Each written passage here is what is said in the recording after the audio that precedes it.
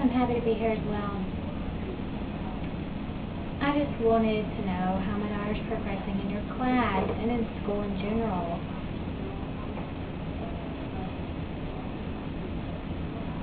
Well, overall, I have to say, it's very well.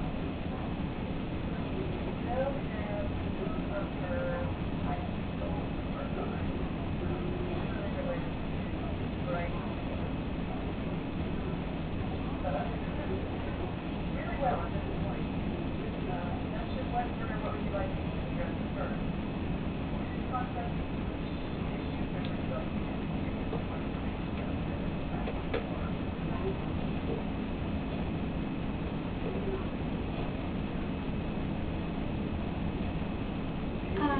let's get to the point. You said the general classes are fine. We'll talk about this later. Now, what about the writing problems? Is she under her level, or what is the problem there? Writing happens throughout the day. Have our specified time to work on the essay, usually training personal story, creative writing. That's a specific kind of thing. That's where some of the issues are coming up. Writing interest throughout the day, certainly those class, those things you type in and bring in. So it's not just handwriting. Yes. It's more about grammar and punctuation.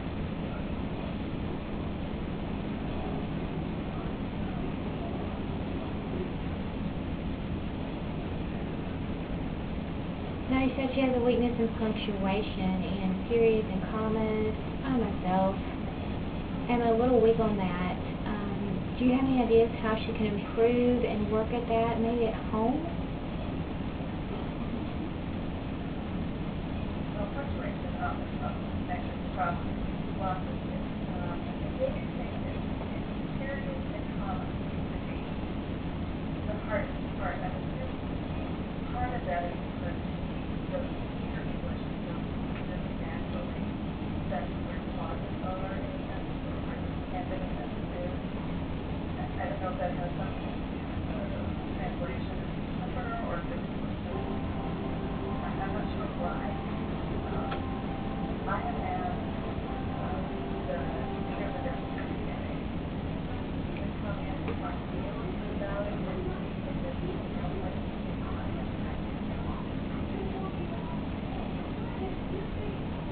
Thank you. I really appreciate that. Now, what you said about the interpreter, do you know if she visually adds the punctuation to the sentence, or do you think the teacher of the deaf and hard of hearing might have more ideas on how to do that? What do you think?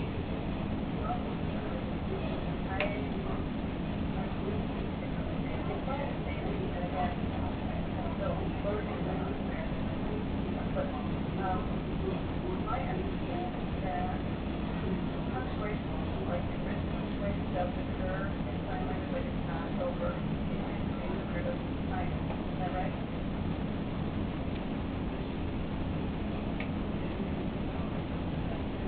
Yes, you're right.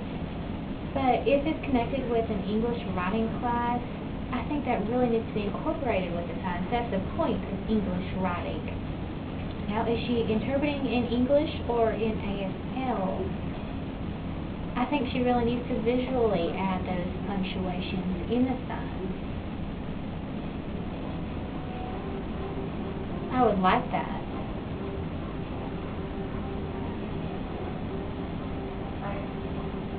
As far as what the interpreter is signing, on the IC, it says that the interpreter is supposed to work in American Sign Language. I'm not really in a position to evaluate that, so yeah, we have part of that is the job of the teacher that's our hearing our school to come in and look. She comes in twice a year to sit in the classroom for a little bit and watch the interpreter. That's not enough. I was just thinking that time period is not adequate for my daughter's needs. I think it should be at least 6 times a year. Sign language is so vital for my daughter's ability to learn in school. I think it's really necessary to have more. Well, I certainly can talk to her about that. One of the other things that I think is helpful is there's people are very similar working in university, and my understanding is that they help each other out some. So I think that's something to do. Other than that, yeah, I'm not sure exactly how to go with so my understanding is that she's qualified to do a job. I don't know if that has something to do with writing or not, what exactly is not. But I do want to comment on your earlier point about whether or not during those writing exercises you were more clear about putting in punctuation. Something I could talk to you about what is she doing now, what might be where the next word. And then again, like I said, this is each of the necessary hearing coming in, and she's talking to you about what I understand, like, where I can get things right.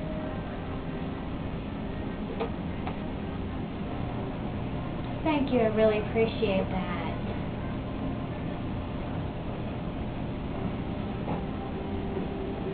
Now, are we finished talking about writing, or do we need to touch something else? I can't talk about making sure like happening. These are kind of like, there are a lot of verbs that are really difficult, things like go, when, gone, where the word itself changes. So, I'm just going to, of course, take strategy. I don't think it's just hard to talk to people what we can do about this. Other than that, though, the comprehension, because Hannah is able to read stories and answer questions about stories. She's able to summarize stories, get what are the main points, she's able to do that. That's great. Pretty well overall. The writing.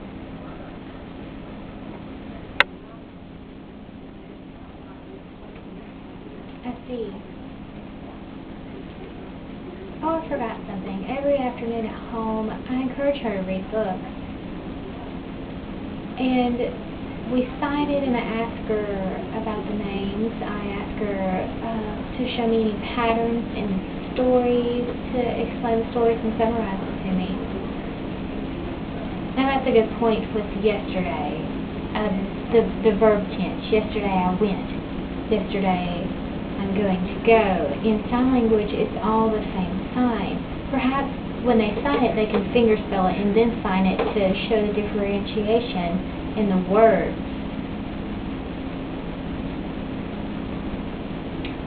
That would help bring emphasis to the difference between it. That's a weakness for me myself.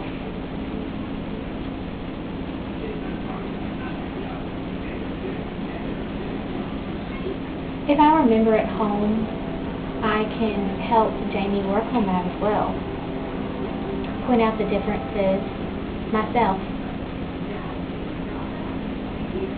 Well, I'm sure maybe are at home and working on and that's punctuation for that matter would be really helpful.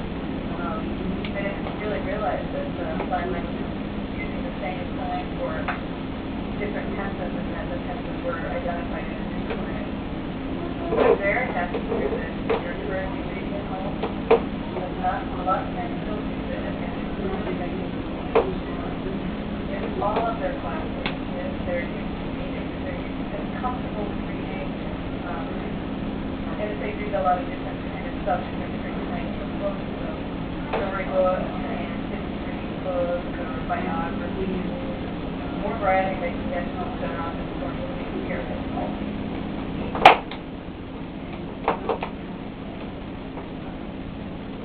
I see, yes.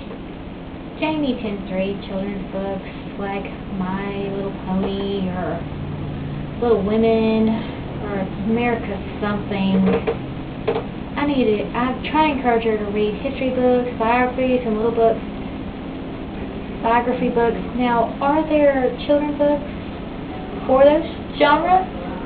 There are, well, and if you look in the juvenile section, those books there, biographies are really wonderful for kids to be reading about. You get the idea that they're real people and real experiences. They can get different perspective on the world. So I really encourage you to concentrate on that.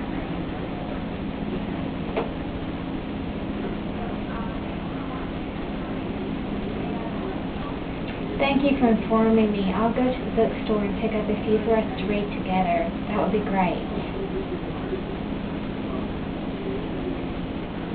Now, how is she doing in math class? Oh, she's just fine with that. We have that's what that's worried about. I think that she picks up on stuff actually a little quicker than some of the other students I have known. She's reading. Yeah. That's great.